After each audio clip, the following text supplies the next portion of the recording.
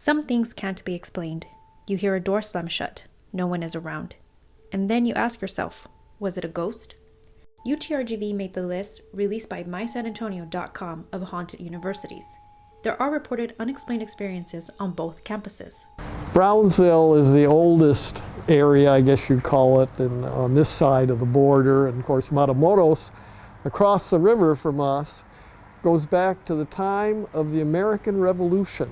So there have been people here and communities here for a very long time, and there have been various buildings constructed here.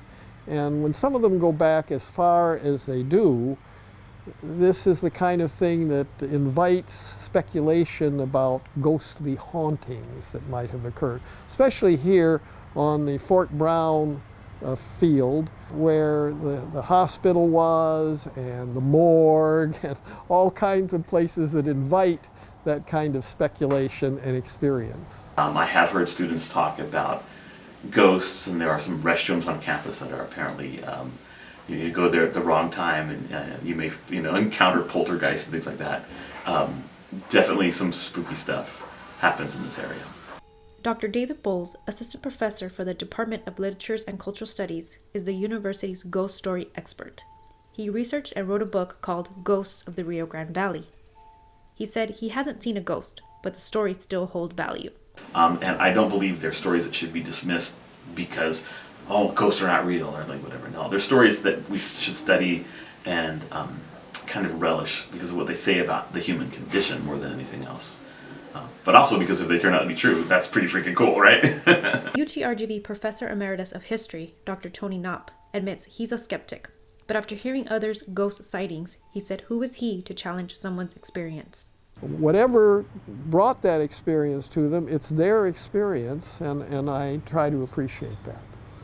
Biology major Marco Garza shared an odd occurrence that happened to his brother when they were younger. His brother would say he was talking to his friends, but it was always to the wall of the bedroom. Then one day, his brother asked their mom if he could go with his friends.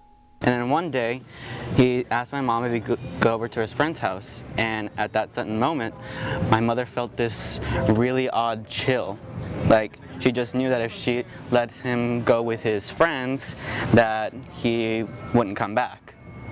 Like one of those odd disappearing stories. So she decides to tell him no. And that's when there was just this loud slam of a door, like off to the side to the room, and then this sudden chill just goes away, like it's nothing. And it just sort of seemed fine after that. He just stopped talking to his friends after that, like they never existed. Education major Alondra Gonzalez recalled a ghostly meeting she had firsthand. It happened when she was around 13 years old and in the living room of her home. So I was there on the couch and I was facing the cushions, and I hear like little footsteps just running towards me, and I'm like, oh, it's one of my little cousins, like they can't sleep. So I'm like getting ready to turn around, and before I could say anything, I'm like, what do you want? I stop, and there's like a little kid with blonde hair, and they're like pale white, and they just have like the most reddest eyes I've ever seen in my life. And like they just say like with the most monotone voices, like, come play with me, Alondra. And like I just calmly looked at it, I was like, nope. And I just turned back around and I just like faced the couch, and like I just heard the little footsteps running all in the kitchen just in circles, and it was just like it screamed. So my dad came out of the room, and like everybody came out thinking, oh my god, like one of the kids got hurt. Like we couldn't find anything at all. Dr. Bowles said ghost stories address people's wonder if there's something of us that lingers after death, along with another reason. And I also think, and perhaps this is even more important, that people just like to be scared. People get something cathartic out of that thrill of the unknown, something that they can't quite explain, something they can't control, and ghost stories really give that to you. Dr. Knopp shared similar beliefs as Dr. Bowles. People have the desire to believe in something that's beyond tangible. Yeah, I think there's a desire to have that connection. And part of it, I think, also has to do with if there's something out there, then also maybe that will confirm the notion of an afterlife. When it comes to the paranormal, there are skeptics and believers. But I do believe in that energy doesn't really go away. it's physics. My house is severely haunted at this point, and like, it's perfect for Halloween though. Dr. Bull said he would want for people to be able to learn to cope with obscurity. The ambiguity of whether ghosts exist or not, what lies beyond the grave or not.